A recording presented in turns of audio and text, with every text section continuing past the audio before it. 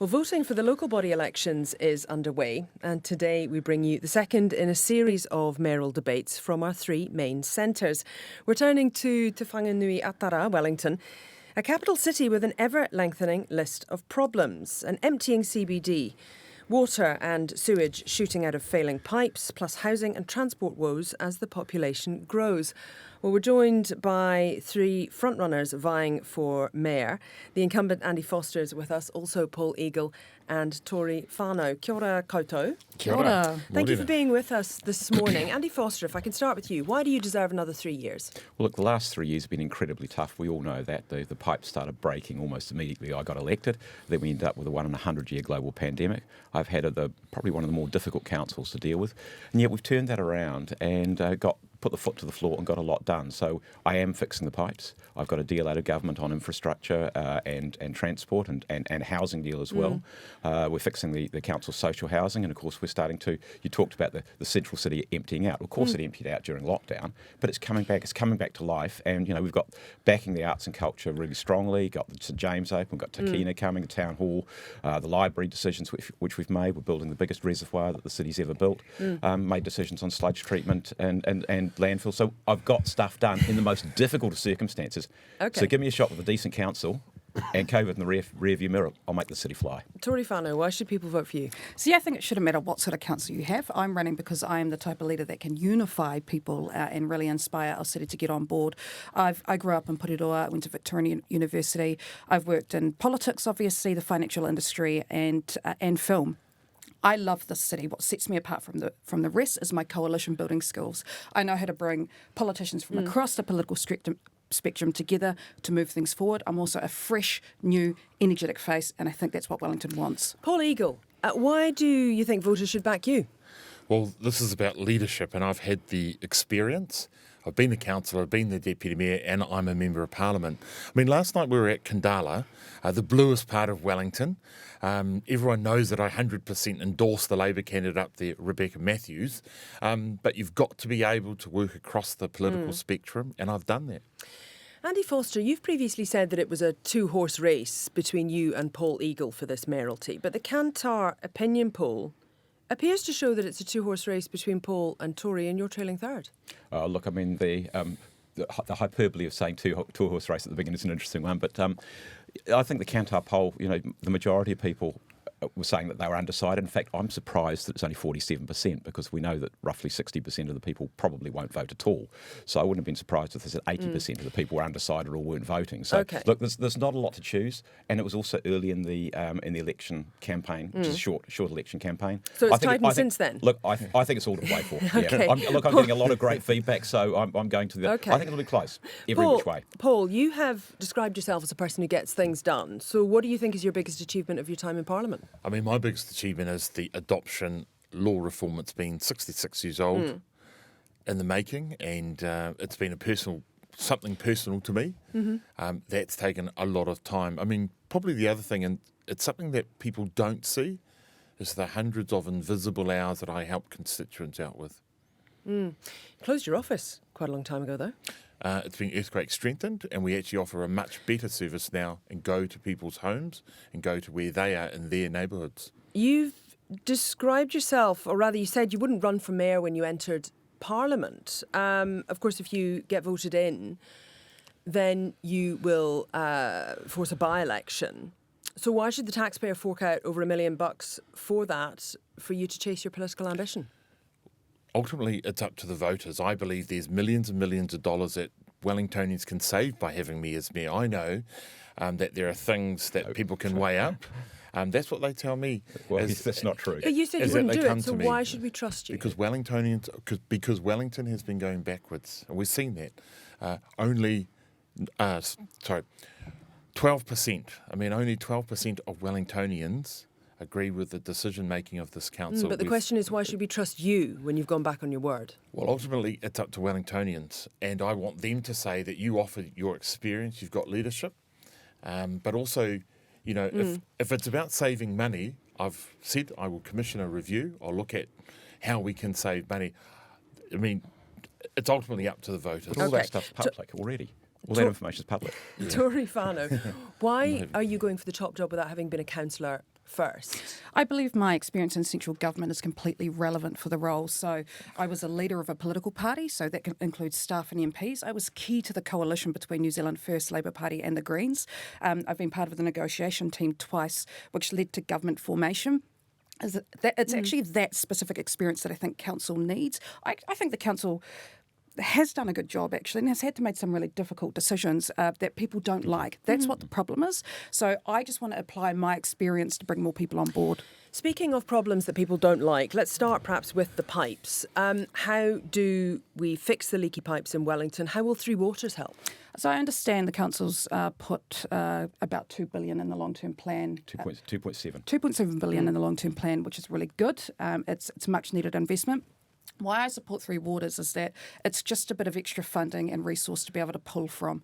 I have always been supportive of Three Waters. I like mana whenua representation, and I think it's a positive way to go and will help free up some funding for other projects. Now, Paul Eagle, you also support Three Waters, and you're banking on that really to fix the Wellington water woes. So if Three Waters doesn't go ahead, what's the damage to the taxpayer? So I've said to Wellingtonians have said to me, we've got to get back to basics. Yep, we've got to get back to basics. And so this is the number one priority. In terms of saying, so what you're saying is if we don't have a Labour government re-elected next year, then we'll have a new government. That's why we're commissioning the review, because when I get in, I want to make sure that we've got a contingency, not only for things like Three Waters, but there's been no plan for paying the city's share of, say, something like Let's Get Wellington Moving. We've got to factor those figures in now because ratepayers need to have some transparency about what's going to be up for conversation. So I asked you, what's the damage? Do you know what the damage would be to the ratepayer if Three Waters is canned? Well, you're asking for a figure? Yeah. Yeah. I mean, there's 2.7 billion. Obviously, we will need to find. That's a lot of money. That's why we're going to commission a review if I'm mayor. Okay. Andy Foster. I was going to say we've already got the $2.7 billion in our budget. But and you oppose Three Waters, though, don't you? Just to be clear. Yeah, look, so I don't believe Three Waters is the answer. It's just a structural reform. There's no magic money tree here. And all that will happen is that the money which we're currently paying as ratepayers, or if you're commercial user, you're paying it through meters, that's going to come from a water entity, and you'll get a water bill. So there's no magic money coming over the government's not coming riding over the horizon with a blank cheque. I'm interested in this though because you had a mayoral task force into the situation with the pipes in Wellington, and the report said that council should transfer ownership of council assets to an independent entity. That sounds rather like Three Waters, doesn't it? So are you at odds with your own task force on this? No, there are a whole lot of different. We made, I think, 48 separate recommendations. One of them was about transferring the assets, but it was to either some sort of Wellington Water Plus, or to a new entity. And of course, at that stage, we didn't know the shape of the government reforms. We also said, though, that we wanted the council and the community to be able to materially and reasonably influence the direction of that entity. And that's the problem, that the government's reforms are so large, these entities are so large, there's really going to be no real connection to the community, and that is the issue. Okay. Is that fair, do you think, Tory Whanau? There's not going to be a connection to the community? Look, I don't believe that at all, and I think there's been a lot of negative rhetoric around this whole Three Waters thing, and sometimes I really do wonder where the negative feeling about it is coming from. Both me and Paul were at the Candela debate last night. The mere mention of even supporting Three Waters actually incited a lot of heckling from the crowd. So I think there's been a real it's a complicated beast. But if we're really digging to the issue here, what is it that the problem actually have? I think it's the fact that we're trying to push for things around co-governance and Māori representation around the table. I know if we see a change of government, that does present a challenge, and we will need to look for an alternative. But what we need. And so, on that score, would you be prepared to borrow, and if so, how much, if need be, to help pay the bill? I think 2.7 billion is a really good investment, but I think the pipes are in such a state, I do worry without the support of another entity, we might see that blowing out. It's hard to know at this stage with how much, but I think ratepayers would need to be prepared for the fact that we might need to see further increases.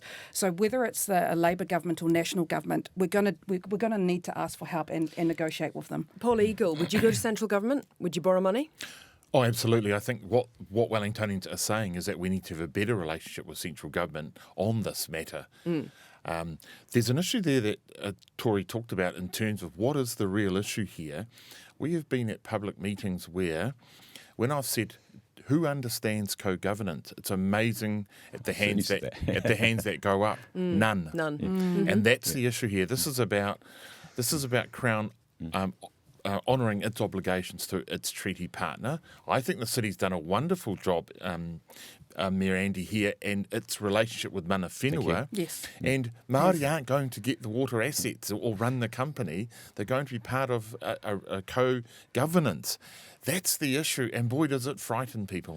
Susie, can I just say, and thank you for the kind comments about Sure. what we've done in terms of our Mana Whenua relationships, because we're definitely leading the country there, so very proud of that. But in terms of borrowing, we are borrowing. Long-term assets we would always borrow for, because something that's going to be used over 100 years. And you'd increase that? Well, 2.7 is where we're at the moment. It was 1.85 3 years ago, and I expect it will rise again. The cost of actually replacing pipes seem to be going through the roof, and that's a real concern. So the other fundamental thing here is that the government's talking about up to $185 billion over the next 30 years on water. That's more than our national debt, and that's at old prices. With new prices, there's some real issues around what they're thinking of around service levels too. You've been in council for what, 30 years or thereabouts? Yeah. You've been on the Water Management Committee 2007 to 2013. So we were going well then. I mean, did you see? Well, were we going well then? Because the pipe, this has been a long time coming. So has enough investment been put in under your watch, one way or another? Well, first thing is we've always, whenever we've been asked for funding for water, we've always said yes. We invested. Said yes right across your time as councillor. Yep. When I first got on council, we had sewage literally on the beaches every day. People, Wellingtonians may remember the toilet on the beaches campaigns back in the Jim Bellich days. We fixed that. They didn't. We fixed it. We've invested in reservoirs and pollution elimination. But the other thing too, in that time I was on the board of Capacity, which was the predecessor to Wellington Water. We were actually pushing the water use down, and we were doing really good leak detection. What's interesting is that the use of water per capita has gone down until 2016, and then it goes back up again. And 2016, of course, is Kaikoura. And so it's inconceivable that there wasn't, we've had damage to buildings above ground. It's inconceivable there wasn't damage below ground as well. So it's not just age, it's also earthquake damage. Okay, we have other things to talk about. Housing, of course, another hot topic in the capital here. Paul Eagle, how many more houses does Wellington need in the next council term?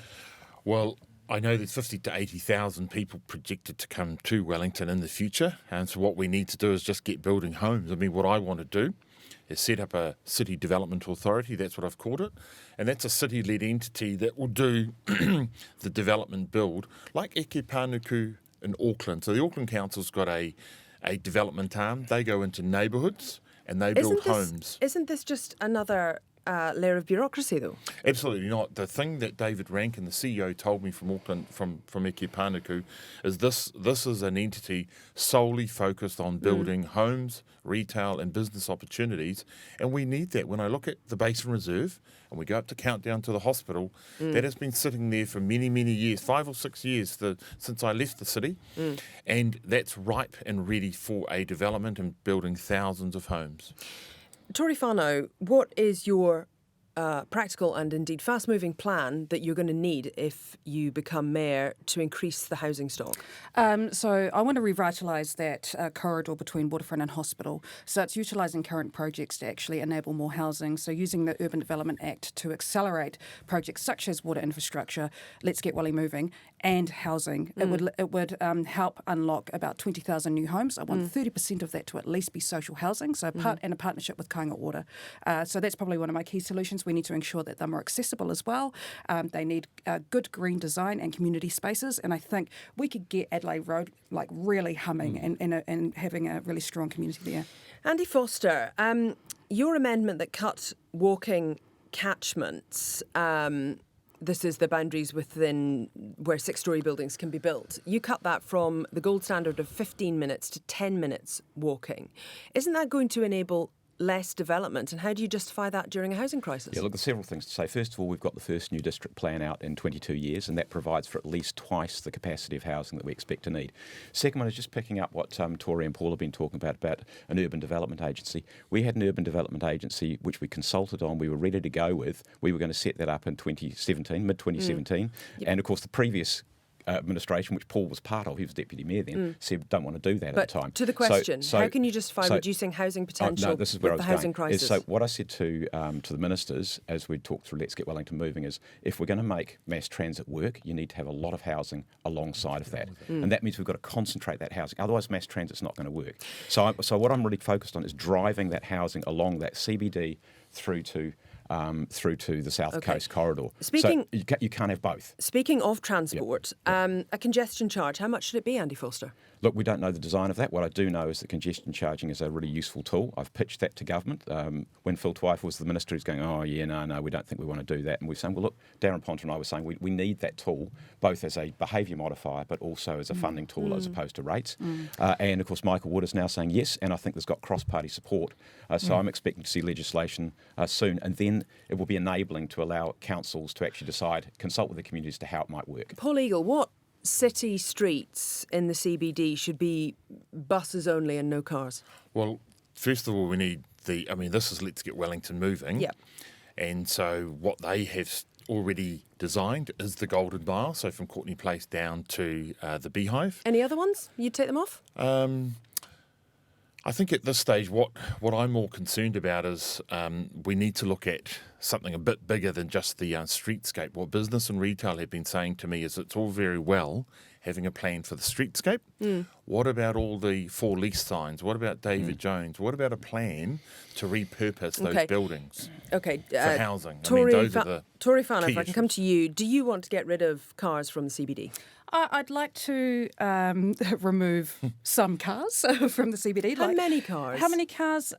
Look, I'd be wanting to reduce it down by at least like 30-odd%, right?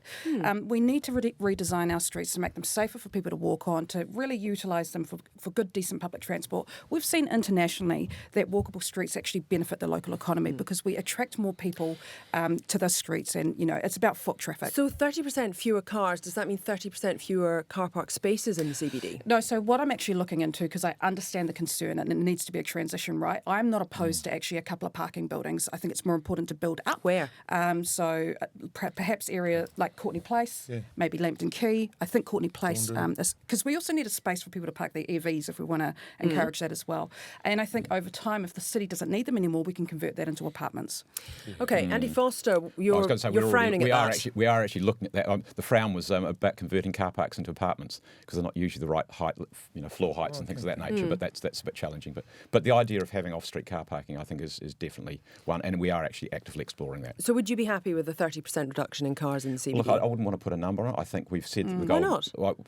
Well, the numbers are somewhat arbitrary, but I think the other bit is it's a bit nuanced. I mean, for example, with the Golden Mile, I would say that there is value in having, very big value in having the peaks, having PT only, but off-peak, you certainly want delivery vehicles there. And in the evening, actually, cars perform a useful, if you like, visual surveillance. You don't really want streets which have got one pedestrian on or two pedestrians on. It starts feeling a little unsafe, and so you want that activity still going on. Paul, you're sighing. Why is that?